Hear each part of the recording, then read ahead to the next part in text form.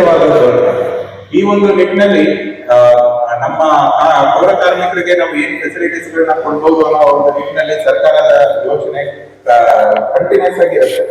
ಈ ಒಂದು ಕೆಲವೊಂದು ವಿಷಯಗಳನ್ನ ನಾವು ನೋಡ್ತಾ ಹೋದಾಗ ಈಗೇನು ನಮ್ಮ ಪರ್ಮನೆಂಟ್ ಪೌರ ಕಾರ್ಮಿಕರು ಏನಿದ್ದಾರೆ ಅವರಿಗೆಲ್ಲ ನಾವು ನಮ್ಮ SBI ಮುಖಾಂತರ ಈಗ ಆಲ್ರೆಡಿ ಇನ್ಶೂರೆನ್ಸ್ ಫೆಸಿಲಿಟಿ ಒದಗಿಸಿದ್ದೀವಿ. ಆದ್ರೆ ಈಗ ಆನ್ಲೈನ್ ಅಲ್ಲಿ ಇರ್ತಕ್ಕಂಥ ಪೌರ ಕಾರ್ಮಿಕರಿಗೆ ಈ ಒಂದು ಏನು ಹೆಲ್ತ್ ಕಾರ್ಡ್ ಕೊಡ್ತಾ ಇದ್ದಾರೆ, ಇದರಲ್ಲಿ ಅವರಿಗೆ ಕ್ಯಾಶ್ಲೆಸ್ ಫೆಸಿಲಿಟಿ ಅರೌಂಡ್ 5 lakhsಗೆ ಸಂಬಂಧಪಟ್ಟಂತೆ ಟ್ರೀಟ್ಮೆಂಟ್ ಫೆಸಿಲಿಟಿ ಕೂಡ ಇದರಲ್ಲಿ ಇರುತ್ತೆ.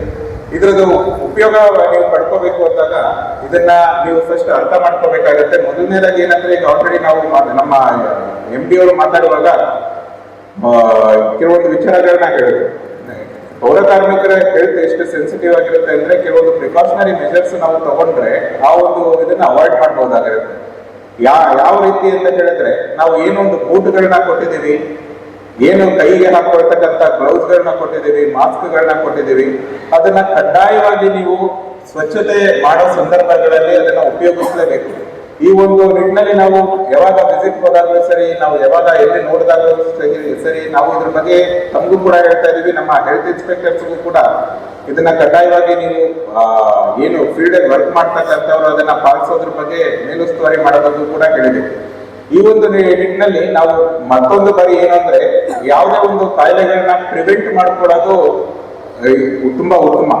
Prevention is better then cure ಅಂತ ಹೇಳ್ತಾರೆ. ಯಾಕೆಂದ್ರೆ ಈಗ ನೀವು ಗ್ಲೌಸ್ ಹಾಕದೇ ಇದ್ದ ಸಂದರ್ಭದಲ್ಲಿ ಕೈಗೆ ಏನಾದ್ರೂ ಸಿರಿಂಜ್ ಚುಚ್ಕೊಳ್ಳೋದು, ಮತ್ತೊಂದು ಏನೋ ಒಂದು ಅವಘಡಗಳು ಸಂಭವಿಸಿದಾಗ ಅದರದ್ದು ಕಾನ್ಸಿಕ್ವೆನ್ಸಸ್ ಏನಿರುತ್ತೆ, ಅದರದ ಪರಿಣಾಮ ಮುಂದಿನ ದಿನಗಳಲ್ಲಿ ತುಂಬಾ ತೀವ್ರವಾಗಿರುತ್ತೆ. ಆ ಒಂದು ನಿಟ್ಟಿನಲ್ಲಿ ಇಂಥ ಒಂದು ಇದು ಆಗಬಾರ್ದು ಅನ್ನೋ ನಿಟ್ಟಿನಲ್ಲಿ ನಾವೇನು ಸೇಫ್ಟಿಯಾಗಿ ನಿಮ್ಗೆ ಗ್ಲೌಸ್ ಕೊಟ್ಟಿರ್ತೀವಿ, ಬೂಟ್ಗಳು ಕೊಟ್ಟಿರ್ತೀವಿ, ಸೇಫ್ಟಿ ಜಾಕೆಟ್ಗಳು ಕೊಟ್ಟಿರ್ತೀವಿ, ಅವುಗಳನ್ನ ಕಡ್ಡಾಯವಾಗಿ ನೀವು ಉಪಯೋಗಿಸಿಕೊಂಡು ನೀವು ಕೆಲಸಗಳನ್ನ ಮಾಡೋ ಸಂದರ್ಭಗಳಲ್ಲಿ ಏನಾಗುತ್ತೆ, ನಮ್ಗೆ ಯಾವುದೇ ರೀತಿಯಾದ ಅವಘಡಗಳು ಚಾನ್ಸಸ್ ತುಂಬಾ ತೀರಾ ಕಮ್ಮಿ ಆಗುತ್ತೆ. ಈ ಒಂದು ನಿಟ್ಟಿನಲ್ಲಿ ನಮ್ಮ ಇವತ್ತಿನ ದಿವಸ ಲೈಫ್ ಇನ್ಶೂರೆನ್ಸ್ ಮಾಡಿದ್ದ ಬೆಂಗಳೂರಿನಿಂದ ಬಂದಿದ್ದ ಶ್ರೀ ಮುರಳಿ ಅಶೋಕ್ ಸಾಲಪ್ಪ ಅವರು ಪೌರ ಕಾರ್ಮಿಕ ಸಲುವಾಗಿ ಇಂಥ ದೊಡ್ಡದು ಒಂದು ವಿಚಾರ ಮಾಡಿ ಅವ್ರ ಸಲುವಾಗಿ ಇಷ್ಟು ದೊಡ್ಡದು ಒಂದು ಇದು ನಿರ್ಧಾರ ತಗೊಂಡರಲ್ಲ. ಈಗ ಪೌರ ಕಾರ್ಮಿಕರದಿಂದ ನಾವೆಲ್ಲರೂ ಸ್ವಚ್ಛ ಸಮಾಧಾನ ಎಲ್ಲರೂ ಆರೋಗ್ಯವಂತರು ಇದ್ದೇವೆ, ನಿಜ ಹೌದಿಲ್ಲ? ನಾವು ಆರೋಗ್ಯವಂತ ಇದ್ದೆ. ಮುರಳಿ ಅಶೋಕ್ ಸಾಲಪ್ಪ ಅವ್ರು ಏನು ಮಾಡಿದ್ದಾರೆ, ಕಾರ್ಮಿಕರ ಸಲುವಾಗಿ ಹೆಲ್ತ್ ಇನ್ಶೂರೆನ್ಸ್ ಮಾಡಿದ್ದಾರೆ, ಹೌದಿಲ್ರಿ? ಈಗ ದೇವರು ನಮ್ಮ ಕಾರ್ಮಿಕರ ಸಲುವಾಗಿ ಅವರು ಇನ್ಶೂರೆನ್ಸ್ ಮಾಡಿದ್ದಾರೆ. ದೇವರು ಪೌರ ಕಾರ್ಮಿಕರ ವತಿಯಿಂದ ಅವರ ಆರೋಗ್ಯ ಚೆನ್ನಾಗಿರಲಿ ಅಂತ ಇದಿಷ್ಟೇ ಬೇಡ್ಕೊರೋದು. ಮತ್ತು ಇದುವರೆಗೆ ಸ್ಟೇಟದಲ್ಲಿ ಕರ್ನಾಟಕ ಒಂದೇ ಆಗಿದೆ, ಸೆಂಟ್ರಲ್ ಗೌರ್ಮೆಂಟ್ ಎಲ್ಲಿ ಮಾಡಿಲ್ಲ. ಬಾಂಬೆ, ಹೈದರಾಬಾದ್, ಸಿಕಂದ್ರಾಬಾದ್, ಡೆಲ್ಲಿದಲ್ಲಿ ಇಲ್ಲ. ಫಸ್ಟ್ ಟೈಮ್ ಹಿಂಗೆ ಮಾಡಿದ್ದಾರೆ.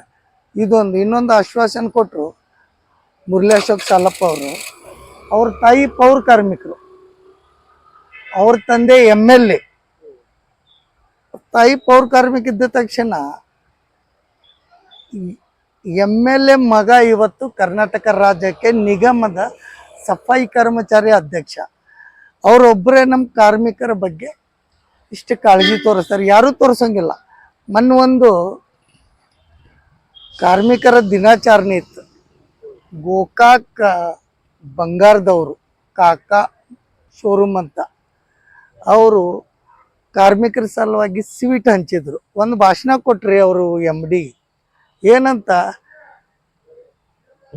ನಾವು ಆರೋಗ್ಯ ಆರಾಮಿರ್ಲಿಲ್ಲ ಅಂದ್ರೆ ನಾವು ಡಾಕ್ಟರ್ ಹತ್ರ ಹೋಗ್ತೇವೆ, ನಮ್ಗೆ ಆರಾಮಿಲ್ಲ ಅಂದ್ರೆ ನಾವು ಡಾಕ್ಟರ್ ಹತ್ರ ಹೋಗ್ತೇವೆ. ನಮ್ಗೆ ಬೆಳಿಗ್ಗೆ 6 ಗಂಟೆಯಿಂದ 2 ಗಂಟೆ ಮಟ್ಟ ದುಡಿತಾರಲ್ಲ ನಮ್ಮ ಡಾಕ್ಟರ್ ಪೌರ ಕಾರ್ಮಿಕರು ಅಂದ್ರಿ ಅವರು, ಕಾಕಾ ಶೋರೂಮ್ದವ್ರು. ಗ್ರೇಟ್ ಅಲ್ ಸರ್? ಈಗ ನಮ್ಗೆ ಆರಾಮಿಲ್ಲ ನಾವು ಡಾಕ್ಟರ್ ಕಡೆ ಹೋಗ್ತಾರೆ, ಹೌದಿಲ್ರಿ? ಇವ್ರು 6 ಗಂಟೆಯಿಂದ ನಮ್ಮ ಸಂರಕ್ಷಣೆ ಮಾಡ್ತಾರೆ, ಅವರೇ ನಮ್ಗೆ ಡಾಕ್ಟರ್. ಕರೆಕ್ಟ್ ಅಲ್ಲ? ನಾ ರಾಜು ಸಾಕಿ ಅಂತ ಇಷ್ಟು ಹೇಳಿದಕ್ಕೆ ಧನ್ಯವಾದ. ಸಫಾಯಿ ಕರ್ಮಚಾರಿ ಅಧ್ಯಕ್ಷ, ಬೆಳಗಾಂ ಜಿಲ್ಲೆಯ.